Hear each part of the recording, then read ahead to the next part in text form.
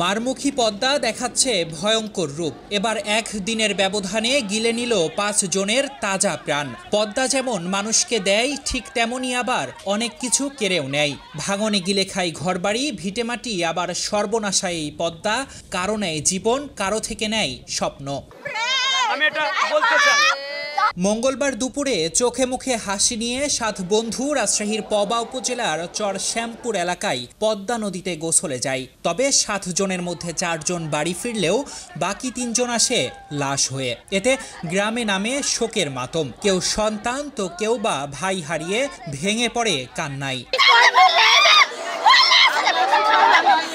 এদিন দুপুর ১টার দিকে তারা গোসল করতে নেমে নিখোঁজ হয়। বেলা ২:৩০টার দিকে ফায়ার সার্ভিসের ডুবুরি দল তাদের মরদেহ উদ্ধার করে। নিহতরা হলেন কাঠাখালী পৌরসভার ৫ নং ওয়ার্ডের বাখরাবাজ দক্ষিণ পাড়ার রেন্টুর ছেলে যুবরাজ, নূর ইসলামের ছেলে নুরুজ্জামান ও লিটনের ছেলে আরিফ। নিহতরা ৩ জনই একই গ্রামের এবং সকলেই ১২ থেকে ১৪ বছর বয়সী কিশোর।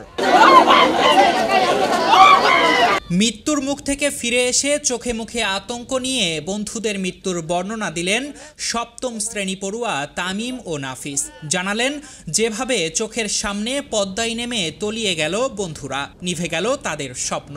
কেউ ছিল খালি যার নাম তামিম, ওইখানে ডাকছিল বারবার ধরার লেগে।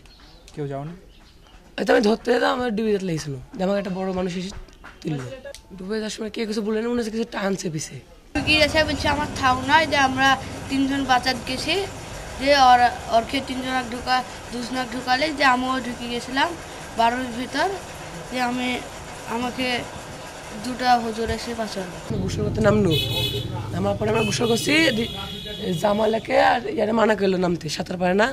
দেন ওরা দেখছি নামিছে, গোসল করতে করতে তাও 30 মিনিট পরে ওর মানে ডুবে যেতে লেগেছে। দিয়ে আমরা ধরতে গেছি, আমাকে নামাল লেগেছে, আমি একটু বের হয়ে আসি, যেটা বড় মানুষের ডাকনু, তো এসে আমাকে তুললো, দিয়ে আর শিল্পীর ডাকনু দিয়ে এসে তুললো। রেন্টুর বেটা সকাল থেকে বলছে নদীর যাবো, তাই গামছা নিয়ে এসে খেলছিল। সে বলছিল যে নদীর যাবো সবাই, যে আমাকে জোর কেলি গেল, আমরা যাবো না। এই ভাড়াটিক ডাকলো, ভাড়াটির ছেলেরা ডেকে ও আসলো, দিয়ে গেলাম আমরা সবাই। কজন ছিল? 7 জন। যে নৌকার পর আমরা আশেপাশে গোসল করছিলাম, আর যুবা বলছে আমার থাও নাই, যে আমরা 4 জন বাঁচাচ্ছে, ওরা 3 জন ঢুকে গেছে, আমি হাত বেরিয়ে চিল্লাছি। তারপর সে 4-5 জন ওখানে হুজুর গোসল করছিল, তারা এসে আমাকে বাঁচালো।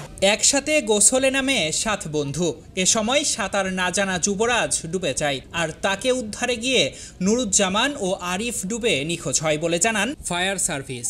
মেনলি বিষয় আমরা control fire service, civil defence, Rajshahi সদর বিভাগের সদর দপ্তর, ডুবুরি ইউনিট শাখা থেকে আমাকে যখন জানানো হয়েছে কন্ট্রোল রুমের মাধ্যমে আমরা সঙ্গে সঙ্গে গাড়ি নিয়ে চলে আসি এখানে। এবং কন্ট্রোল রুমে আমরা জানতে পাই যে এখানে 3 জন নিখোঁজ আছে। 3 জন নিখোঁজ আছে। আমরা 3 জনকে উদ্ধারের জন্য উদ্ধার অভিযান শুরু করি, এবং উদ্ধার অভিযানের প্রথম আসার 10 মিনিটের মধ্যে আমরা একটাকে উদ্ধার করতে পারি। তারপরে 10 মিনিটের মধ্যে একটা, তার 20 মিনিটের পরে আরেকটা উদ্ধার করি।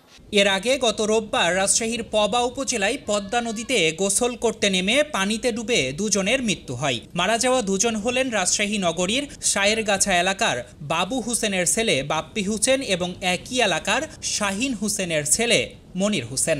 এদিন খবর পেয়ে ফায়ার সার্ভিসের সদস্যরা নদী থেকে তাদের লাশ উদ্ধার করেন। তারেক রহমান, পদ্মা টাইমস।